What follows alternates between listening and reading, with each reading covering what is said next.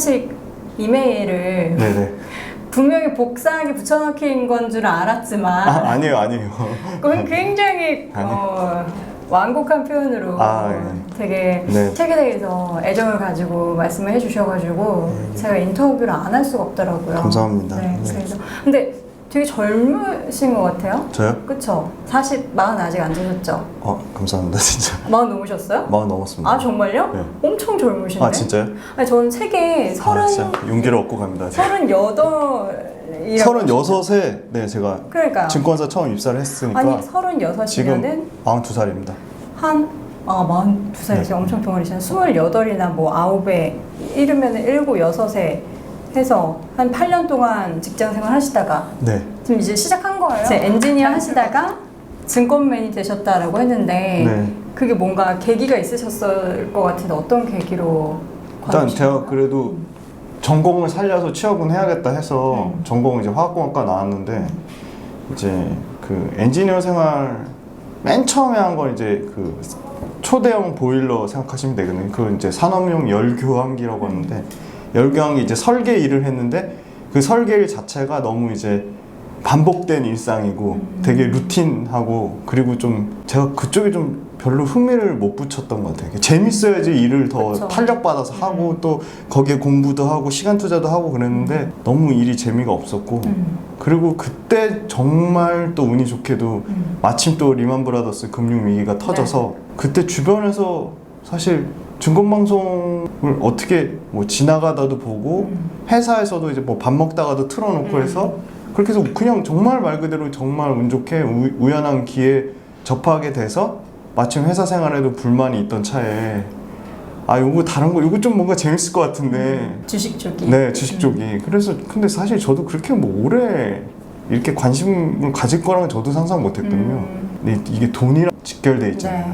물론 제가 안정적인 급여를 받고 있었거든요 근데 사실 주식 투자는 급여 받으면서 네. 투자로 할 수 있잖아요. 네. 근데 그거를 아예 나의 잡으로 관두고 이걸 잡으로 삼겠다라고 나오는 게 쉽지 않은데. 그렇죠 그래서 저도 계속 회사 생활을 하면서 투자를 했는데 집중적으로 하고 싶으셨고요. 그렇죠 집중적으로 하고 싶었고 업계에 가면 뭔가 더 특별한 기술이 있고 뭔가 특별한 더 전략이 있고 원래 밖에서 봤을 때는 그렇죠. 되게 네. 있어 보이잖아요. 굉장히 있어 보여요. 증권맨 멋있잖아요. 네. 네. 그리고 여의도에서 여의도에 있고 스모커피 하나 이렇게 들고 그리고 그런 느낌. 네. 뭔가 더 많이 배울 수 있을 줄 알았습니다. 배울 수 있을지 알았다라는 거는 실제로 와봤더니 실제로 와봤더니 제가 사실 이 금융 투자 업계 경력이 짧아서 굉장히 조심스럽지만 네. 근데 그건 또 좋게 말하면 그만큼 개인 투자자와 금융 투자 업계의 정보의 비대칭성이 줄어들었다. 그렇게 좀 증권회사 이런 금융회사 관련해서 지금 들어가신 거잖아요. 네. 근데 이제 후회하신 적 없으세요? 그 엔지니어라는 안정적인 직업을 관두고 이런 금융 쪽으로 넘어온 거 후회하신 적 없으세요? 일단 엔지니어 관둔 거는 더 빨리 관뒀었어야 했는데 그때 부모님 반대도 있고 그래서 버티기 한 건데 업계에 들어온 건 너무 감사하죠. 사실 잘 아시겠지만 금융투자 업계가 굉장히 그렇게 절대 호락호락하고 만만한 데가 아닙니다. 그러니까 어디 맨 처음으로? 저는 메리츠 증권에서 지점에서 2년 정도 영업했고요. 개인 고객들 상대로. 그리고 최종적으로는 메리츠 자산운용. 근데 나이가 그렇게 사실 적은 나이가 아니었잖아요. 맞습니다. 36에 제가 입사했습니다. 입사하기가 쉽지 않았을 것 같은데. 그래서 정말 맨땅에 헤딩해서 인적 네트워크를 하여튼 최대한 활용해서 그 당시 메리츠가 상당히 외부에서 소위 말하는 이제 고수라고 하긴 그렇지만 제야의 고수들을 공격적으로 영입하던 시기였거든요. 그래서 제가 또 이렇게 맞았군요. 네, 그때 참 운이 좋아서 잘 맞게 메리츠 증권에 들어가서 개인 고객들 많이 상대로 영업을 하고 또 업계 경력을 쌓았죠. 그러면 그때 리먼 사태로 인한 폭락으로 주식을 시작했다라고 하셨는데 지금 최근에 이제 코로나 때문에 많은 개인 투자자분들이 우리 김지훈 저자님처럼 똑같이 주식 투자를 처음 발 들이신 분이 많으시단 말이에요. 근데 그때 공포에 나는 이거를 사야겠다. 주식 가격이 낮았을 때 사야겠다. 이런 마음을 먹었던 계기가 있으실 것 같은데 그때는 아무것도 몰랐으니까 그냥 본능적으로 마음이 끌리는 대로 샀던 것 같고요. 금액도 한 350만 원 정도밖에 이건 없었어요. 사야 돼. 한번 사보자. 한번 사보자. 약간 호기심이었던 것 같아. 수익 보셨어요? 그래서? 수익 너무 싸게 샀으니까 그게 제 실력이라고 말할 수도 없는 거지. 진짜 운 좋게 수익을 엄청 봤죠. 뭐 사셨는지 바닥에서 기억나세요? 샀으니까. 그때는 제가 이제 증권방송에서 추천하는 거 위주로 아 정말요? 샀고, 그리고 추천해주는 게 또 마침 타이밍이 잘 맞아서 제가 아무래도 그때 기계 설비 업계에 있다 보니까 유가가 막 오르던 참이었거든요. 그래서 유가 관련된 화학주로 재미를 좀 많이 봤죠. 네. 그때 당시가 2000년도 후반대니까 뭐 차화정 차화정, 네, 잘 알고 그쵸. 계시네요. 화학 차화정이 회사가 엄청 날아갈 때였습니다. 정유회사. 운도 굉장히 좋고, 근데 사실 저는 이게 초심자의 행운 뭐 이런 말 있잖아요. 네, 네. 그래서 지금 막 주식 투자하시는 분들이 찍었다면 다 수익이 나니까 주식이 다 그런 건 줄 아실까봐 맞습니다. 저는 그게 굉장히 걱정이 되는데, 어쨌든 주식 투자를 지금 쭉 하시면서 실패도 분명히 있으셨을 거란 네. 말이에요. 물론 주식을 샀다 팔았다 하는 것보다 저는 약간 투자의 관점으로 길게 봐야 된다고 생각을 하지만, 주식 공부를 본격적으로 그러면 이걸 해야겠다 해서 이렇게 딱 넘어온 계기가 있으실 것 같은데, 이걸 직업으로 삼아야겠다, 그냥 그 마음을 확 먹으시지는 않으셨을 거 아니에요? 네네. 업계에 있는 사람들을요, 제가 진짜 말 그대로 맨땅 헤딩해서 많이 만났어요. 그러니까 사람들 엄청 많이, 금융투자 업계 뭐 제야의 고수부터 해가지고 슈퍼겜이라고 하시는 분들도 어떻게 만났어요? 그냥 진짜 연락해서? 그분들 이제 강연하시는데 쫓아가가지고 뭐 그냥 맨땅에 막 들이댔죠. 그냥 너무 배우고 싶다, 존경한다 이렇게 뭐 말씀도 드리고 네. 이메일도 보내고 그분들 쓰신 책 사서 책으로 통해서 또 컨택도 해보고 그래서 얘기를 들어보니까 아, 이게 진짜 엔지니어 생활하면서 항상 아쉬웠던 거는 그 엔지니어로 제가 돈을 버는 그 월급은 그 회사의 사장, 그 회사의 오너의 돈을 배불리는 거잖아요. 그쵸, 우리는 뭐 네, 부품일 뿐이지. 네, 그 부속품 같은 거잖아요. 슬프네요. 네. 네. 근데 제가 이거 주시장에 있어 보니까 물론 제가 뭐 여러 가지 부족한 점이 많고 또 뭐 업계 경력이 짧지만 이걸 통해서 이제 제 주변 사람들을 행복하게 해주는 거죠. 같이 네, 같이 투자하고 같이 공부하고 보내면서. 같이 수익을 내고 그러니까 제 주변 사람들 돈 벌기 시작하는 분들이 많이 늘어났어요. 네네. 그래서? 메리츠 증권의 개인 고객들도 수익들도 많이 보셨고 그리고 뭐 또 그렇게 이제 계속 이제 늘어나다 보니까 이게 재미를 떠나서 약간 일종의 좀 책임감 같은 것도 생기더라고요. 그래서 이게 본격적으로 이걸 업으로 해야겠다. 네.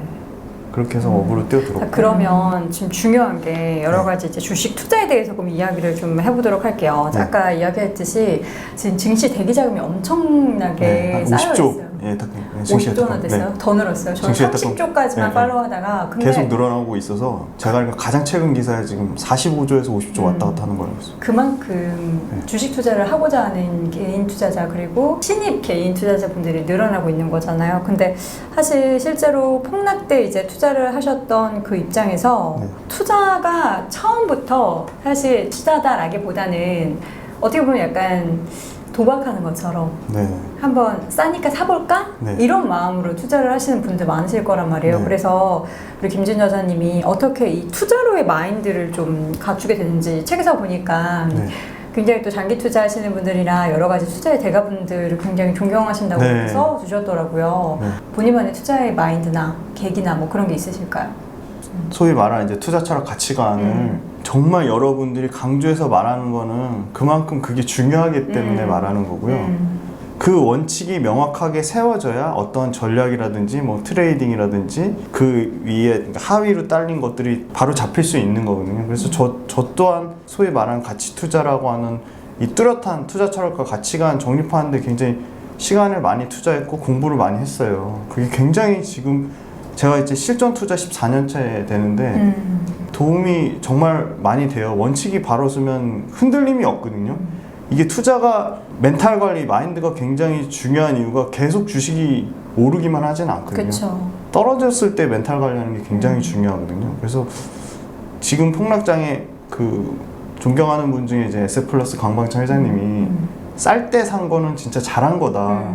저도 너무 동의해요. 정말 쌀 때 잘 사셨어요. 그래서 쌀 때 사는 거랑 비즈니스 모델이 좋은 거 사는 거 두 개가 핵심인데 너무 주식 막 어렵고 거창하게 생각하시는데 좋은 가격에 싼 가격에 비즈니스 모델을 잘 사시면 되거든요. 근데 싸게는 잘 사셨는데 좋은 비즈니스 좋은 모델을. 비즈니스 모델을 사셨는지는 의문이에요. 뭐 곧버스 사셨다는 분들도 많고 원유 선물에 레버리지 투자하셨다는 분들도 많고 그거는 충분히 공부가 된 현업에 계신 분들도 어려워하시거든요. 알면은 못 사죠. 네. 사실 더 무서워. 더 오히려 무서워서 못 사는데 개인 투자자분들 그런 부분에 있어서는 조금 겁이 없으신 것 같고. 네. 한 14년 정도 하셨고 저는 사실 주식업에 한 11년 정도 네. 지금 있었거든요. 그러면서 저도 초창기에는 아무것도 모르니까 뭐 주가 엄청 상한가 막 가고 그러면은 이렇게 막 들어갔다 빠졌다 하면은 뭐 밥값 벌고 커피값 벌고 그거 재미에 저도 모르게 자꾸 이렇게 클릭을 하게 되는데 지금 투자하면서 단기적인 투자도 필요하기는 해요. 네. 근데 지금 14년 쭉 하셨는데 장기적인 투자를 좀 실천하고 계신지 아니면은 지금 보면은 책에서도 삼성전자나 뭐 네이버, 카카오 이런 굵직한 종목 외에 네. 스몰캡 종목들을 많이 다루고 계시잖아요. 사실 근데 그런 종목들을 오래 가지고 가기가 많은 개인 투자자분들은 좀 불안해 하시거든요. 네네. 언제 사라질지 모른다. 네네. 이 기업이 어떻게 될지 모른다. 네. 지금은 유망하지만 앞으로 어떻게 될지 네네. 모른다. 근데 그런 관점으로 가지고 계셔가지고 장기 투자 실제로 저런 작은 종목들로도 하고 계신지 궁금해요. 네, 저도 단기 투자를 하죠. 근데 그 명확하게 구분을 하셔야 될 거는 단기 투자보다 장기 투자를 하는 이유는 장기 투자가 그만큼 확률적으로 높기 때문이에요. 확률 어떤? 그러니까 주식은 돈을 벌거나 잃거나 두 가지잖아요. 소위 말하는 이것도 뭐 제 얘기가 아니라 많은 분들이 말씀하셨는데 기업의 가치와 기업의 가격에 괴리가 생기면 그걸 누구도 미래는 예측할 수 없으니까 가치와 가격이 정상화되는 과정을 꼭 거치거든요. 그 정상화되는 과정 속에 우리가 수익을 얻는 거고요. 근데 그거를 단기간에 알 수 없으니까 장기간에 많이 벌어져 있으면 그 기회를 저희가 포착해서 싸게 살 수 있는 거니까 장기적으로 확률이 높다고 생각하는 거죠. 그러니까 당연히 우리가 재무제표도 보고 그 회사가 속한 업황도 봤을 때 성장성이 있다고 하고 그러면 단기적인 어떤 변동성은 예측할 수 없지만 내가 투자한 회사가 망하지 않고 내가 투자한 회사가 속한 산업군이 뭐 쇠퇴하거나 그러지 않는 한 분명한 방향성은 어느 정도는 추론해 볼 수 있는 거죠. 주식 투자와 관련해서 사실 어떻게 보면 개인 투자자로 시작을 하셔서 네. 그것을 발판 삼아서 증권업에 몸을 담으시면서 개인 투자자, 그리고 네. 증권업계 관계자 네. 투 트랙을 다 경험을 네. 하셨어요. 지금 어떻게 증권업계 관계자로 이렇게 계셨던 이 경험들을 살려서 네. 많은 것들을 그래도 느끼셨을 텐데 아까 이제 저희가 초기에 그 업계 들어가면 뭔가 좀 다를 것 같다 라고 그런 얘기 잠깐 했었잖아요. 네. 어떻게 속 시원하게 좀 얘기하자면 네. 다른가요? 어떻게 많이 다른가요? 어떤 부분이 다르고 어떤 부분은 좀 아쉽고 업계에 계신 분들은 개인 투자자처럼 절대 무모하진 않아요. 굉장히 보수적이세요. 보수적이고 개인차가 있겠지만 업계에 계신 분이라고 그렇게 생각보다 많이 하진 않으세요. 그러니까 개인 투자자들이 오히려 용기를 가지셔도 됩니다. 그러니까 누구나 할 수 있고 사실 네. 그리고 업계에 계신다고 해서 다 주식 투자하시지는 않잖아요. 그렇죠. 그걸 네. 업으로 네, 삼으시지만 개인적으로 투자 안 하시는 분들도 계시고 네. 그런 관점에서 이제 주식 외에 지금 보니까 대체 투자 관련해서도 부서에서 근무를 하셨어요. 네. 근데 부동산 P2P 이런 걸로도 사실 개인 투자하시는 분들이 부동산 투자 되게 많이 하시잖아요. 네네. 근데 저는 중요한 게 이 부동산 P2P 투자해서 수익 많이 봤다는 얘기를 한 번도 못 들어봤거든요. P2P 업체가 엄청나게 많이 생겼거든요. 그걸 선별하기가 어려워요. 그래서 이제 P2P 협회도 있고 지금 최근에 P2P 온라인 연계 금융업법 개정 중이거든요. 그 규제도 되게 심해요. 근데 그 중에 잘 선별하면 엄청 이 P2P 업체 중에 그 대출 심사에 대한 규제가 굉장히 탄탄하고 업계에서 경력도 오래되고 그런 회사들이 있거든요. 그래서 P2P 투자의 가장 큰 특징은 눈에 보이는 이제 실물 자산이 있는 거죠. 부동산이라는. 그래서 그 실물 자산이 있고 안정적인 현금 흐름이 창출되니까 굉장히 메리트가 있죠. 그런데 다만 이제 금액적인 투자 금액에 대한 제한 부분도 있고 또 제가 맡았을 땐 또 3억 이상 소위 말하는 이제 고액 자산가들 위주로 뭐 펀드가 이제 뭐 집중되거나 그런 현상이 있어서 그랬는데 지금 그런 부분도 되게 이제 보면은 뭐 많이 완화되고 해서 P2P 업체만 잘 선별한다면 그것도 일단 주식과는 또 다른 현금 흐름 창출하는 그렇죠. 거니까 그래서 굉장히 좋은 투자 대안이 될 수 있다. 그럼 그 선별 기준은 경력이 좀 오래된 큰 회사를 골라야 되는 거예요? P2P 업체 선별 기준이요. 이제 제일 큰 거는 그 회사가 얼마나 누적적으로 대출 잔액이 늘어났냐. 누적 대출 잔액. 대출 잔액이 늘어났냐. 그러니까 그만큼 성장을 한 거죠. 대출을 계속 많이 일으켜서. 그만큼 이제 신용이 쌓여서 대출이 발생할 그렇죠. 수 있게. 그래서 사실 그거보다 더 중요한 건 리스크 관리인데요. 리스크 관리는 역시 그거죠. 연체된 적이 없는지, 연체율. 그런 거를 다 볼 수 있어요. 그거 업계에서 다 홈페이지에서 볼 수 있습니다. 그 해당 P2P 업체? 해당 P2P 업체가 아니고요. 전체 P2P 업체들을 관리하는 그런 사이트가 있습니다. P2P 금융협회? P2P 금융협회. 거기 들어가면 업체별로 이런 게 다 나와 있다. 나와 있는 거는 리스크 관리. 제가 자세한 주소는 나중에 알려드리겠습니다. 그게 있고 연체율 되게 중요하고요. 그 다음에 이제 중요한 거는 이제 상환율이죠. 상환율 얼마나 잘 상환을 하느냐. 얼마나 그렇죠? 기간에 잘 상환하는지. 연체를 안 하고 상환을 잘하고. 그러니까 일단 금융 흐름이 잘 좀 순조롭게 흘러가는 그런 회사를 골라야 된다. P2P를 고를 때 여러분들 이 부분 잘 참고하셔서 P2P 회사 선택하셨으면 좋겠고, 이제 블로그 운영하신 지 몇 개월 되셨다고 하셨잖아요. 근데 어떻게 좀 개인 투자자분들이 질문 같은 거 좀 많이 하세요? 아직 생각보다 블로그가 기간이 오래되지 않아서 제가 좀 부지런히 글을 열심히 더 올려서 질문 많이 주시면 정말 제가 이제 개인의 입장이 되니까 정말 객관적으로 각 증권사, 자산운용사의 금융상품을 제가 비교 분석할 수가 있거든요. 그런 자료 기대하도록 할게요. 너무 적나라하게 한번 비교 분석. 알겠습니다. 주변에서 이런 펀드나 뭐 ETF나 이런 것들 중에서 야 지훈아 뭐 이거 어떠냐? 이거 괜찮냐? 이런 거 물어보는 거 많을 것 같아요. 가장 최근에 많이 질문받았던 ETF나 펀드는 뭐가 있으셨어요? 가장 최근에 많이 받았던 질문들은 제 주변에 분명히 여유 자금들이 있는데 일단 주식 투자를 안 하는데 주식 투자를 막 시작하더라고요.